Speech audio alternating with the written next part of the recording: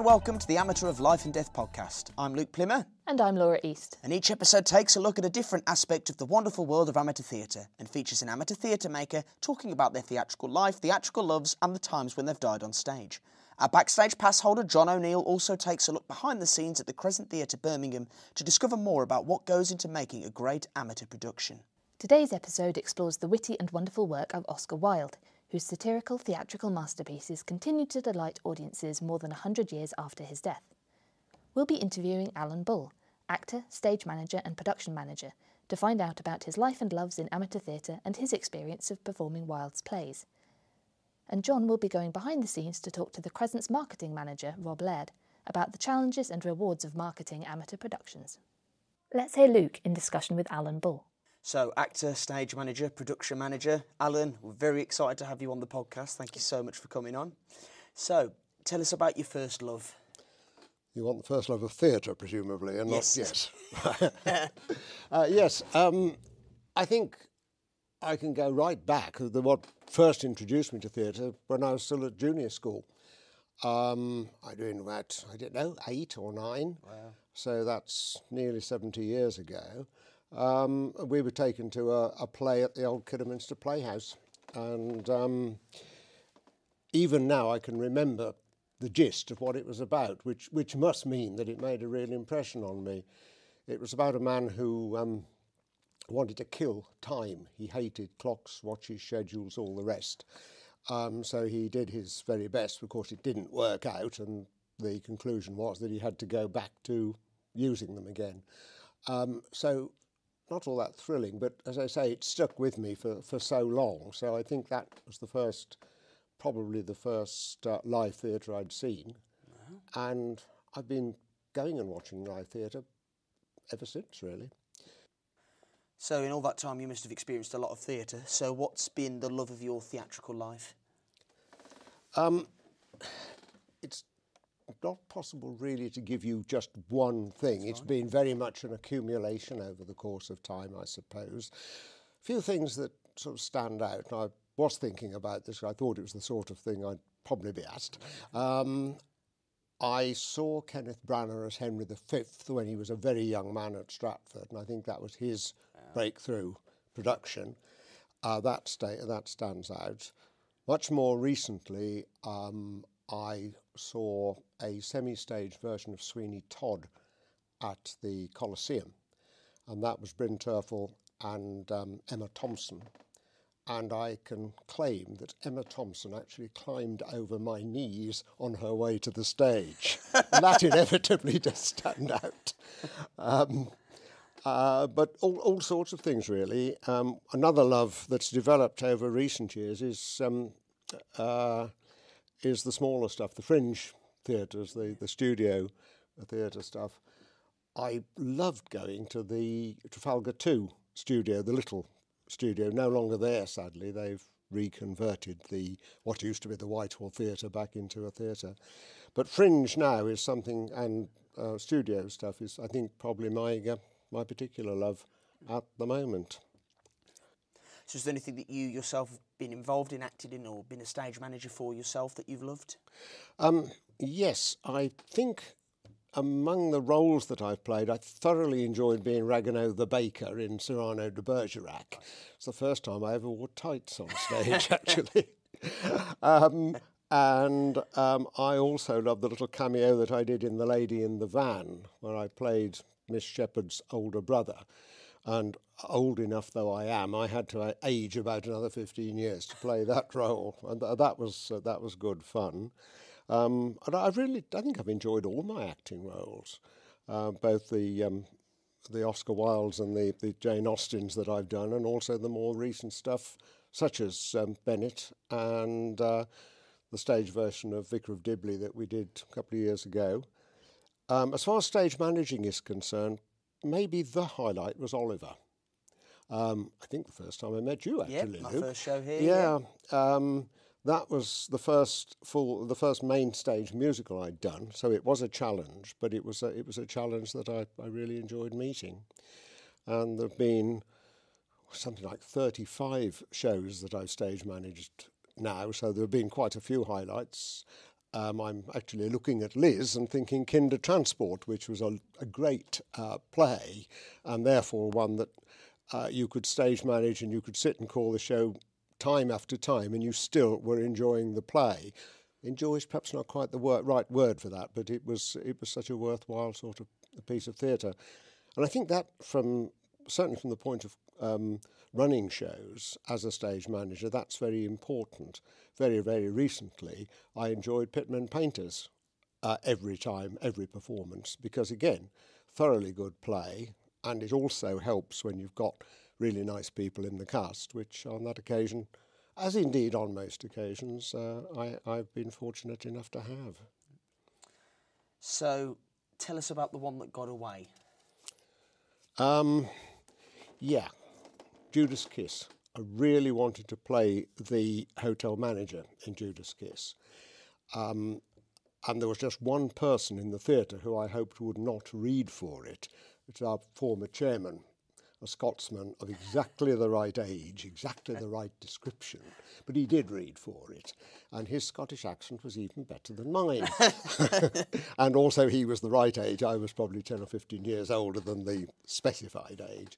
So I didn't get that, and I was disappointed because that's a role which I would have really liked to do.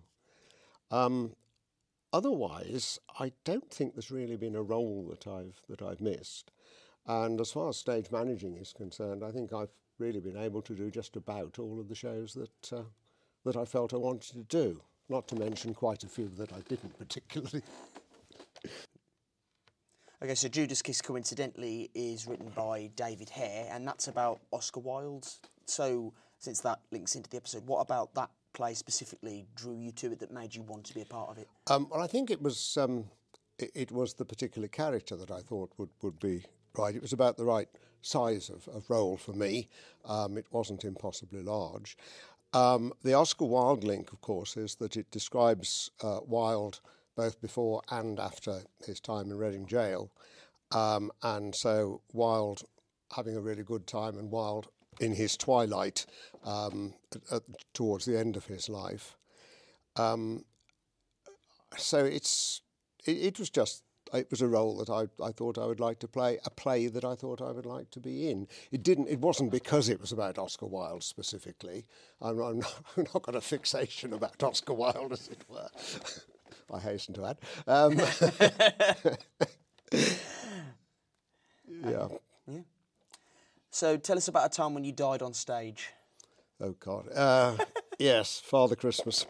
I was in The Lion, the Witch and the Wardrobe, and I was playing the professor, but I had one small scene, a cameo, as Father Christmas, and I had to give gifts to the three children, which would help them to conquer the White Queen and all the evil and so on. So I handed Peter his sword and his shield, and I handed Susan her bow and arrow and her hunting horn, and then I was supposed to give little Lucy, let me try and get the phrase right, the juice of the fireflowers of the mountains of the sun in a little bottle. And one performance, I went to hand that to her, and it wasn't in for Santa's sack, and I couldn't find it anywhere. With the benefit of hindsight, I could have just mimed handing it to her. What I actually did was rummage around in the sack for what felt like about half an hour. And then I said something totally stupid like, well, I know it was in here when I set off. Those silly elves must have taken it out again. By which stage the audience had obviously clocked that things were going haywire. Meanwhile, the actor playing Peter had lost it completely. He turned his back on the audience. His shoulders were going up and down. And so I thought, well, I'd better get off. So I said what I think was my last line, turned to go, and little Lucy was supposed to give me a peck on the cheek as I went. I got about 3 paces towards upstage, and suddenly she said in a great loud voice, I haven't kissed you yet, at which point the whole audience just went. But it is the only time in my acting career that I've had a personal ovation as I left the stage. So, yeah, that was a You know what? You made it glorious. It was a comedy death. Thank goodness it wasn't a serious play. Yeah. So, as we said a moment ago, this episode is specifically about Oscar Wilde plays. So, tell us about your experiences of performing in Oscar Wilde plays. What have you particularly enjoyed about performing his work? Right, well, it's the third Oscar Wilde that I will have done here in my, 12 years at the theatre. All of them tours. And the first one, in fact, was my first tour. And I suppose part of my love for his plays comes from the fact that that was my first experience of not only of touring acting, but in fact of acting at all since I was a youngster. And I had an absolutely super role as the Earl of Caversham. And although it was in terms of coping with things like the weather and all the rest of it, it was a bit hairy. I found that it worked. I found that Victorian costume suits me, that sort of era suits me. I've got the right sort of look for it. And of course, Wilde's characters and Wilde's language and so on, there are so many notable quotes from Wilde, and his comedy is... you can see a Wilde play over and over and you still pick up something that you hadn't previously seen. You can be in the thing and you're halfway through the run, you can suddenly realise that for the first time you spot a line which you hadn't really clocked as being particularly funny before. It's a combination of period stuff and the way the man writes. That was An Ideal Husband. Okay. And then I went on to play Canon Chasuble in The Importance of Being Earnest. And I'm now back in the House of Lords as Lord Augustus Lawton in Lady Windermere's Fan.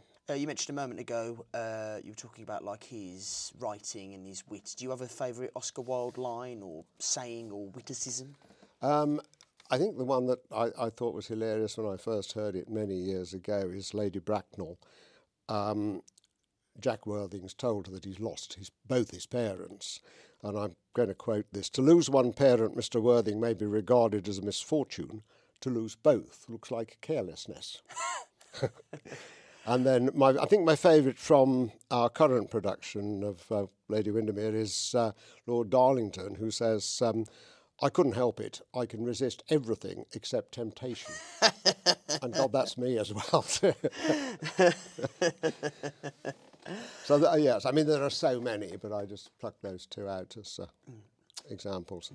So, Lady Windermere's Fan is the Crescent Theatre's touring production this year.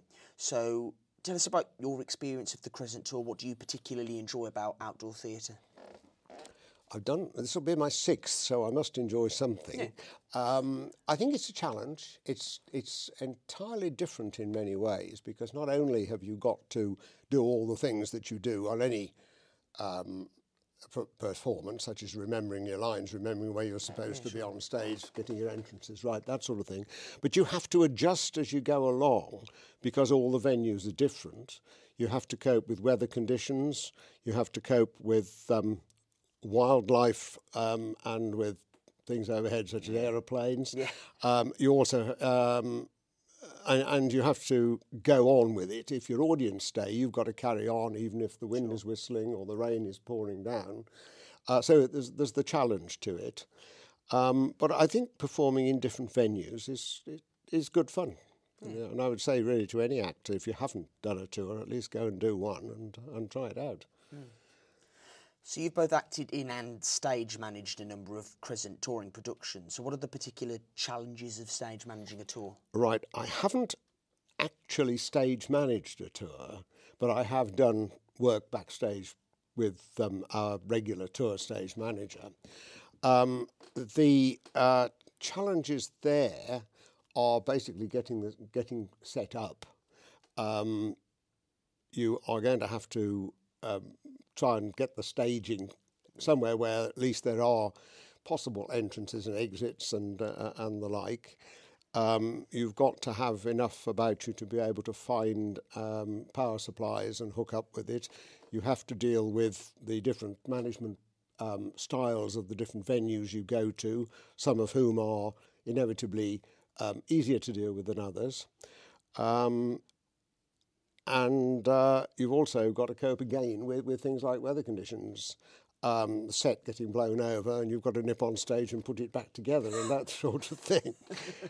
So again, yes, it's a different challenge from running a show in the theatre. So as the head of section for stage management at the Crescent, what do you think are the qualities that somebody needs to be a good stage manager? What advice would you give anybody interested maybe in getting into this area of amateur theatre? Right, well, the qualities, let's give you a couple of rather sort of hackneyed quotes. Keep calm and carry on, and don't panic. You really have got to be calm. You've also got to be able to organise, both yourself and other people. You've got to be able to be sufficiently authoritative, if that's a word, authoritative, to ensure that people will accept your instruction and will do what's required. On the other hand, you've got to be a good people person if you possibly can, so that you can do this with goodwill rather than being authoritarian and risking putting people's backs up. Yeah.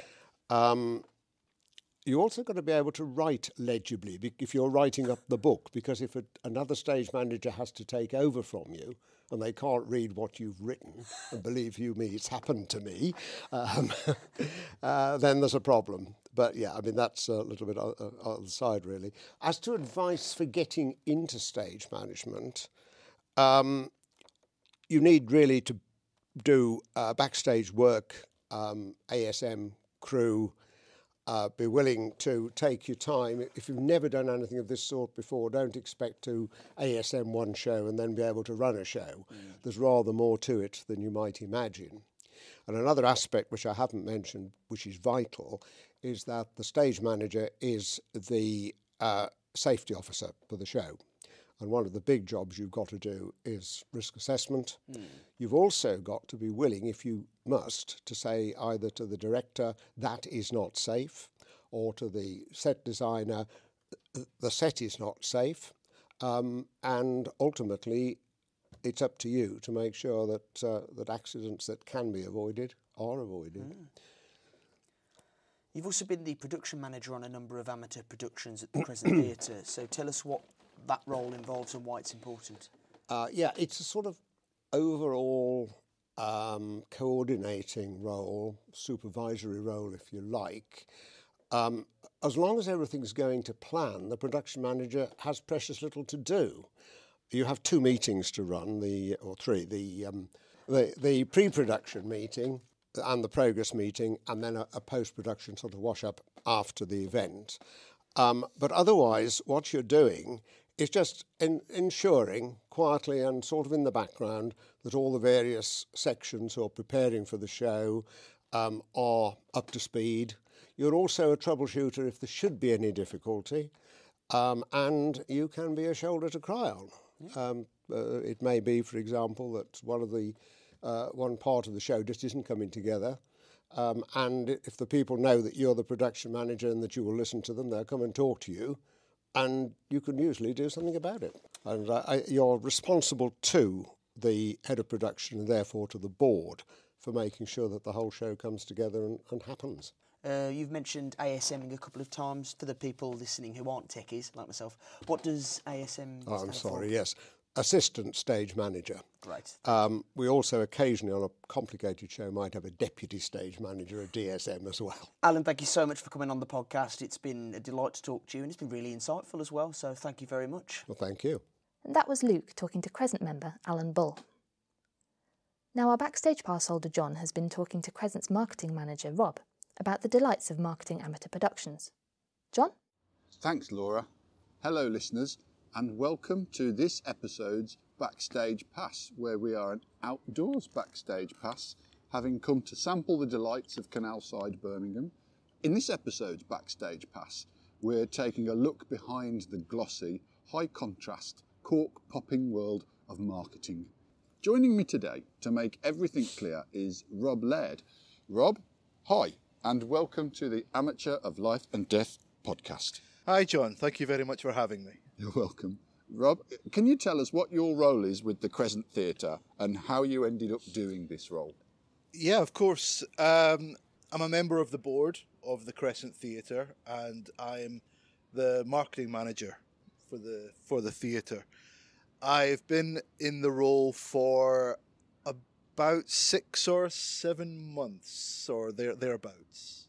And how have you seen the channels and strategies for marketing change over the years? It's a tricky thing because, again, you're talking about the kind of marketing that is fitting for the play itself. It's what we kind of keep coming back to, is marketing as an idea, and publicity as an idea, is to get the word out there, but to get the word out in the right direction.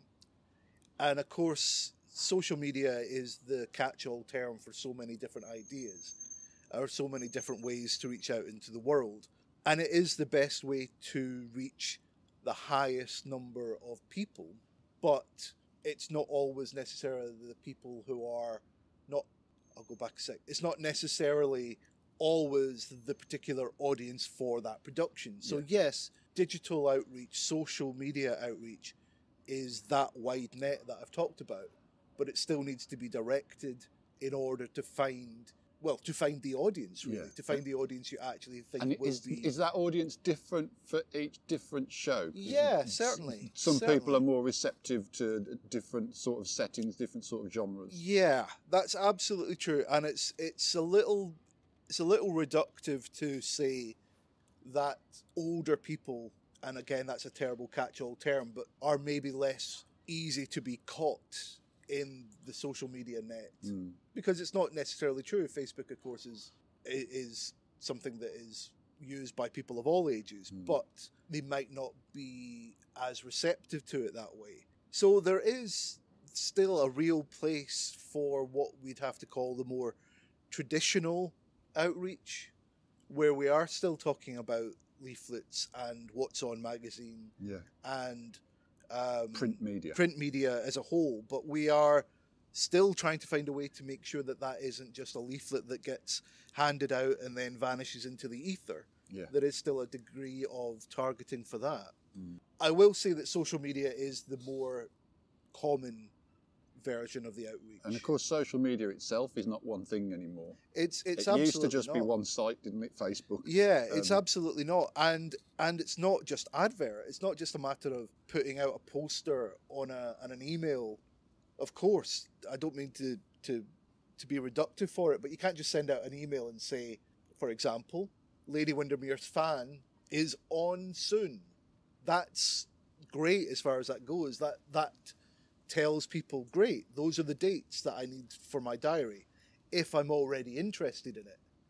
But what we try to do now is to pass the interest out rather than pass the information out.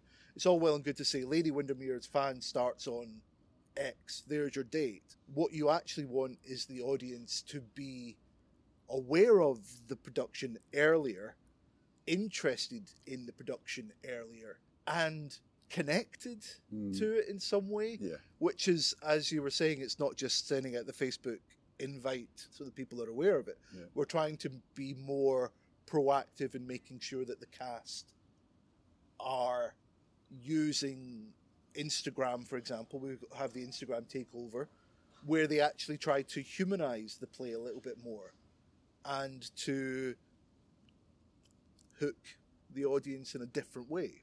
So you're not just telling them the dates and the venue. You're telling them a lot more about what the production is, how it's shaping up. That's exactly right. That's exactly right. It's a difference between publicizing an event, which is standing on a street corner and shouting, "This play will start on this date."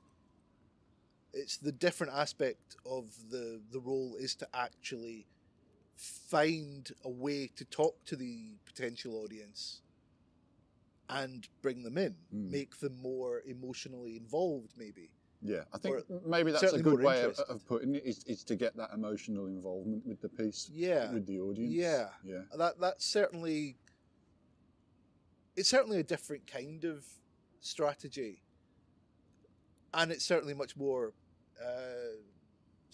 interesting, and it's certainly much more involving and much more effective. Would you say that is the most effective way to promote a show at the moment, is to get that emotional involvement, to make people feel part of the story of the production? Well, Yes, to an extent, but in practical terms, what we're actually thinking more about is the demographic of what that play, or the demographic that production would interest. Yeah. And it's kind of an example would be, I was in a production of The Pitman Painters about a month ago now, and the play concerns a group of men in the 1930s, but the timing doesn't really matter in this example, but who actually try to study art, who go through an art course. And just as an attempt to find a market, I found art courses in Birmingham and the Midlands, and just reached out to them to let them be aware that the play was on.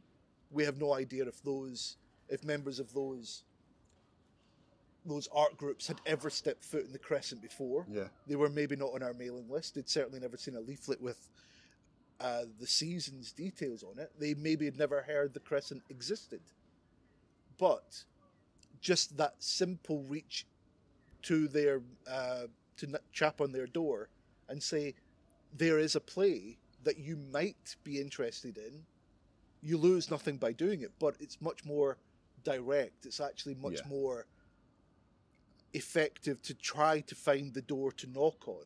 And there's a hook for those people, because obviously they have an interest in art, and that play was a wonderful voyage through what is art and the history of art to a degree. Yeah. And what the concept of art is to the human mind, and it was fascinating. It was a really successful play, and I say that with a bit of ego since I was in it, but it was a successful play in that regard. But it did explore things that I could really sell. It was something that I could find an audience for and say, this might be for you. You might never have heard of us before, but this could be for you. Yeah. And on a similar note, I was in a play that was by an Irish playwright a while ago, and I did a similar thing where I got in touch with the Irish societies in Birmingham, because there's actually a big Irish population in Birmingham, and we did manage to get that promoted within Irish associations, and we got some people coming because of that. And I was in a play that a Chekhov play, and so I wrote to the universities, the Russian speaking departments, and some of them did turn up. So it is about finding that audience and doing that outreach piece. Yeah, that's exactly right. And you talked about a very important demographic there, is that we can reach out to students who are maybe interested in theatre as what they're studying and what they're interested in. But there's a different kind of culture there about maybe seeing theatre. But there's also, as you say, maybe Russian-speaking students or Russian-studying students who'd be interested in a play written by a Russian playwright. It's almost as simple as that. And it's not a simple thing to do, but it is a matter of saying that we've got product A, who's interested in product A. An entire group of people might be, maybe only 4 of them actually buy a ticket, but that might be 4 people that have never come to a play before. And that might be 4 people who then start coming, exactly, join your loyal following. And so it's about that clear-eyed strategy, isn't it? That's certainly what we're trying to get more into is, and again, earlier the better. Try to get people hooked so that they put a date in their diary for 3 weeks' time, 3 months' time. And Rob, there may be some listeners out there who are involved with amateur theatre, but perhaps don't think much about promotion or marketing. What tips would you give? Where should they start? How do you recognise a successful marketing outcome? The second question's easier to answer first, and that is the answer to it all, which is an audience, an increased audience number. In stark terms, it's why we do it. We are in the amateur theatre world putting on plays for audiences. And if it was a group that just has never thought about marketing before, where should they start?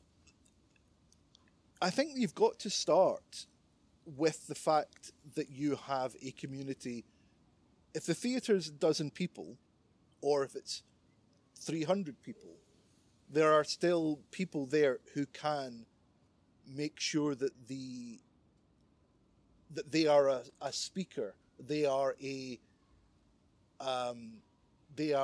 what's the word? I can't remember what it is. A tannoy, say, to announce the fact that something does exist. What I would want to be able to say to every single member of the Crescent is, if you tell 10 people and tell those 10 people to tell 10 people, you will reach out. I don't necessarily think that there's a relaxed aspect to it where you just sort of come to the theatre, you work in a play, and then you go into the next one, because everybody's always giving their all. But they're giving their all maybe to the technical aspect of it, or to the acting aspect of it. But if everybody remembers that they are an ambassador for the group that they are a member of, and that if every member knows that it is their responsibility to keep the theatre that they are a member of, the Crescent, of course, in our example, but every single person who is a member of the Crescent is responsible for the Crescent's success, and are just as responsible for bringing in as an audience as they are for hanging a light, for sewing a costume, for learning a line. So it's that collective responsibility. It is a collective responsibility. My job is to come up with a strategy to reach out to people, but I also know that I need to rely on every single member to do their part. And if every member does their part, which I do believe that they do, but it's important to remember, we will reach people. Yeah. We will reach people. And if you're a theatre that hasn't got a budget really for marketing, is it just get the social media accounts, get some leaflets printed at least, or? Yeah, but it is again targeted. If we're talking about the bare bones of a budget being at stake, then, and we have a budget, of course, we have a slightly larger budget than some places, I'm sure, but we don't want to waste it by just printing a leaflet that will go nowhere. Exactly. But yeah, social media is certainly the most cost-effective way, and it is that thing where if you like it, if you like the image, if you like the story, if you like the possibility of going to see that production, share it on. Knock on the door next door, or remember that your friend mentioned that play before, or is interested in doing something new for a weekend. They didn't want to go to the cinema, maybe try something new for a weekend, but always be selling it. Yeah. Always be selling it. Yeah. That's the idea. So it's about encouraging as many people to take an active role. I would say that that's the foundation of it. But we've kind of strayed from marketing as a subject. There's a difference between selling the theatre by members of the theatre and marketing a particular production to a potential audience. These are very, very different things, and both rely on each other. But we should never, ever forget the foundational aspect of it, which is the membership. Yeah. And let people like me, unfortunately, carry the can of trying to find somebody who is particular, or a group of people, a demographic who would be interested in Shakespeare in Love, which will be coming soon, or I Love You, You're Perfect, Now Change, which will be coming soon. I have to find the demographic for them, but I will always rely upon the foundation of the theatre. Yeah. Yeah, so no one person can do it all. It is that group effort, that group activity. I think so, but that's the difference between the marketing of a production and the publicising of the theatre. Yeah. They're two different aspects, but both rely very heavily on each other. Yeah, and this episode, Rob, we've talked a little bit about the Crescent Theatre's upcoming production of Oscar Wilde's Lady Windermere's Fan, which is on tour in July, and it's visiting some lovely outdoor venues, and we're outdoors today, in the Midlands, such as Castle Bromwich Hall Gardens, Birmingham Botanical Gardens, Blakesley Hall, Selly Manor, and Harvington Hall. And just as an example, as a case study, what steps have you taken to market this production? It's a tour too, rather than an in-theatre show. How does that change things up? Well, for Lady Windermere's Fan, there's essentially two products to sell, we're talking about, again, stark terms, we're talking about a production as a product. We have the studio show, and then we have five venues that are going to where the performances will be placed. So we are advertising Lady Windermere's Fan at the Crescent, and Lady Windermere's Fan at these places, and Lady Windermere's Fan, it becomes a bit of a tongue twister, Lady Windermere's Fan as a whole. So we are lucky in that we, as at the Crescent, have a good reputation for our summer tours. They've been... It's an annual thing, isn't it, we should say? Yeah, it's an annual event. It's part of our calendar, has been for quite some time. And we've built up a very, very good relationship with these venues that we're playing at. So we are able to rely upon our relationship with these venues to a great extent. They are all venues which are established and have a built-in audience themselves. Yeah. So we've got that loyalty factor and the return audience. We do have that loyalty factor, but again, in practical terms, we have their outreach as well. Yeah. We can essentially piggyback on the top of their outreach. They have all of our... I've made sure myself that they're plastered in leaflets and posters, and they have all of the digital outreach that we have. The digital assets. The digital assets, absolutely right. So they have everything that we have, but they have a very different pool. So I suppose it's that collective team thing again. So what the tour unwittingly does is plugs into a wider network. That's exactly right. There's power in the network. That's exactly right. It's a familiar play. Yeah, it's Oscar Wilde comedy. Oscar Wilde comedies sell, I think, is often the maxim. Absolutely right, and it's a perfect production for that kind of environment to be done outdoors.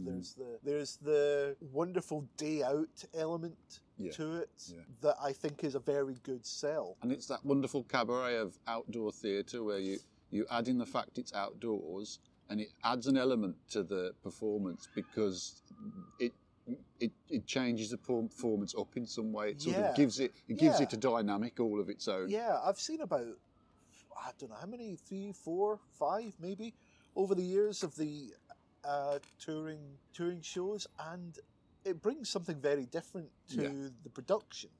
It has a life, a special life all of its own, just by way of being outdoors. Yeah, there's a different energy in the cast. There's a different energy in the audience who have come to see something different. And I won't specify any of the venues over the other because they're all magnificent places, but knowing that the Botanical Gardens is involved. It's that majestic backdrop as well, I suppose. It is. That's another exciting element to it. So there is a degree of selling the event as well as the production, and I think that really does well. On top of the fact, as I said earlier, we are also selling the studio production, which has the same built-in audience as the rest of our productions do. Excellent. Well, I look forward to seeing it for sure. And finally, regular listeners to the Amateur of Life and Death podcast will know that we like to channel our guests past a paparazzi-powered media storm, straddling them across real and fake in an information overload on the superhighway of trivia. And you, Rob Laird, are no exception. So may I present to you Wilde or Riled? Oscar Wilde is famous for his witticisms and bon mots. Can you guess whether the lines that follow are real Oscar Wilde, in which case you say Wilde, or made up, in which case you say Riled? Okay. Your target is to get 3 of these right. Oh, right. You ready? All right. So it's Wilde or Riled. Here's number 1. Middle-aged women are like elephants. They invariably wear grey, and they never forget. Is that Wilde or Riled? I will say Riled. Correct. Correct. That's 1 point. Here's your second, Wilde or Riled. Experience is merely the name men give to their mistakes. Oh, I like that one. I'm gonna remember that one, and I'm gonna say Wilde. Correct. Yes, it is. That's Oscar Wilde from The Picture of Dorian Gray. It's 2 out of 2 so far. Here's your third line.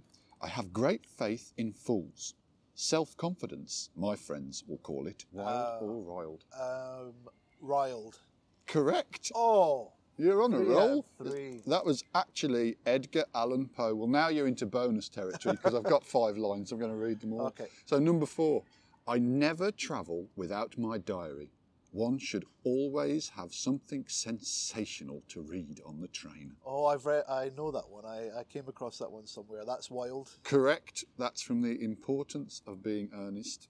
And the 5th line, that's 4 out of 4. It's quite an incredible I'm run so far. expecting a prize if I get 5 out of 5. Number 5 is be yourself.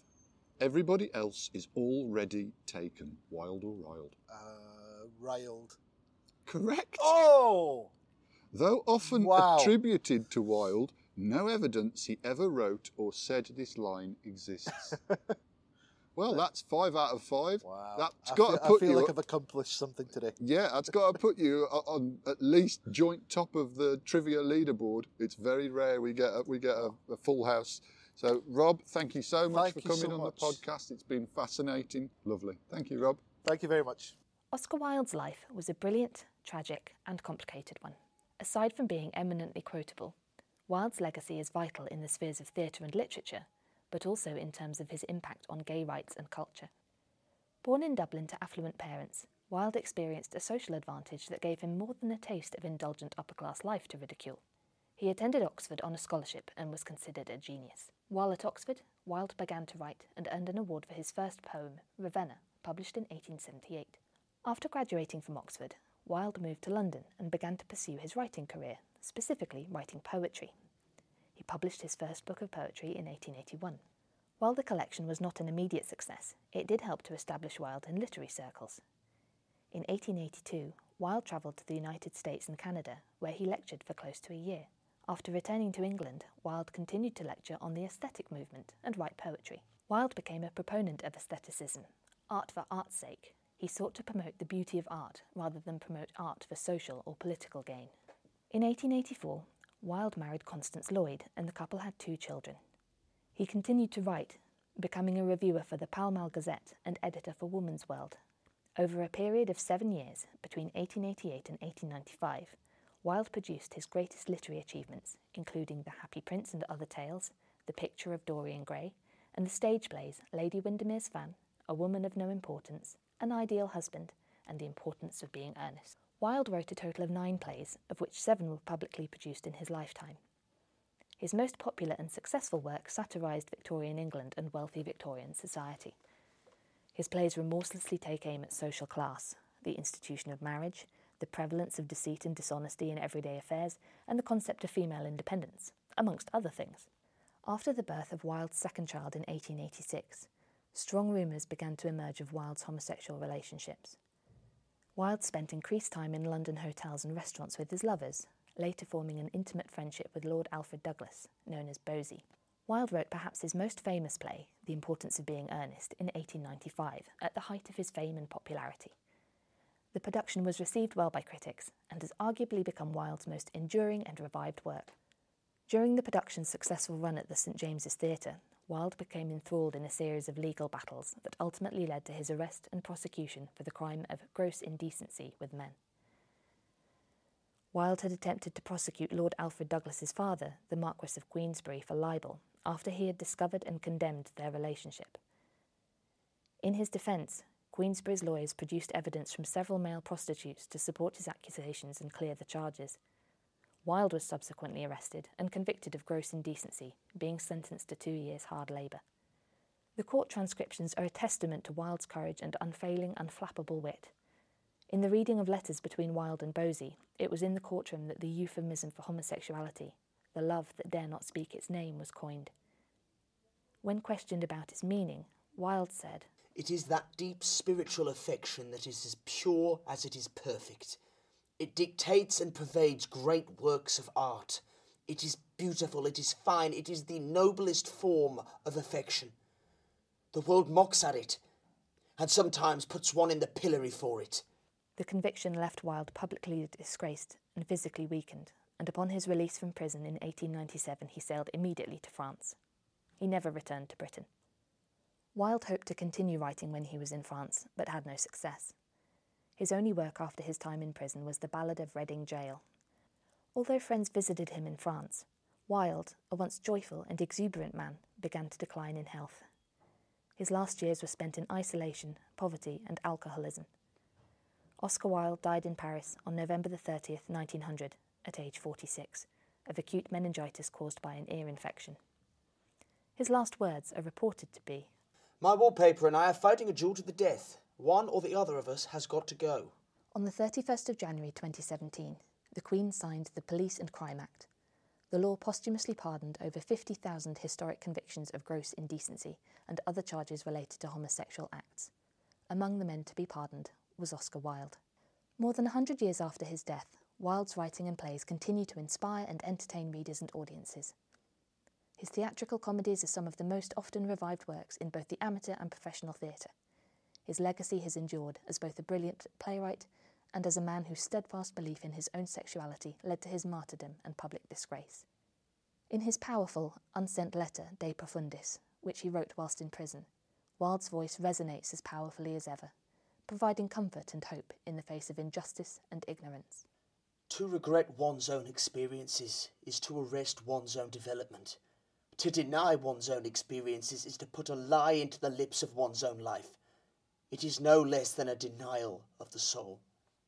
Thank you for listening to the Amateur of Life and Death podcast. If you'd like to listen to more, make sure you subscribe at podcast.crescent-theatre.co.uk or via Spotify, Google or Apple Podcasts to get the next episode. You can find out more about the Crescent Theatre Birmingham and our upcoming productions, including Lady Windermere's Fan, by visiting www.crescent-theatre.co.uk or by following us on social media. Amateur of Life and Death is a Crescent Theatre production. It's presented by Laura East, John O'Neill and Luke Plimmer, with research by Liz Plumpton. The music is by Brendan Stanley. The podcast is edited by Kevin Middleton.